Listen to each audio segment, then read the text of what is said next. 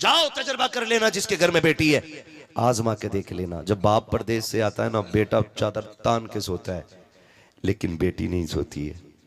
क्यों? रात में अब्बा आएंगे तो दरवाजा कौन खोलेगा? रात में आएगा तो बाप खाना कौन बना के देगा? शायद खाना ठंडा हो, मेरे बाप आएंगे, ठंडा खाना कैसे खाएंगे?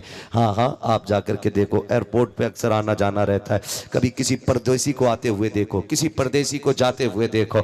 मैंने देखा है जब बाप परदेश से आता है ना, तो बेटा वहीं पे खड़ा रहता है जहाँ ग्रिल लगी होती है, और कई बार बेटियां तो सिग्नल तोड़ के भाग जाती हैं, फौजों की हदें तोड़ के भाग जाती हैं। छोटी छोटी बेटियों को आप देखो, एयरपोर्ट पे जब वो दौड़ लगाती है, खुदा की कसम लगता है बेटी खुदा की रहमत, क्यों कहा है मेरे नबी ने, जब दौड़ के बाप की गोदी से लिपट जाती है बेटियां, तब पता चलता है कि बेटी कितनी बड़ी रहमत होती है। अल्लाह से बेटे मांगते हो, मांगो, तुम्हारा हक है, क्योंकि बेटे से नस्ल चलती है, बेटे से नस्ब चलता है। लेकिन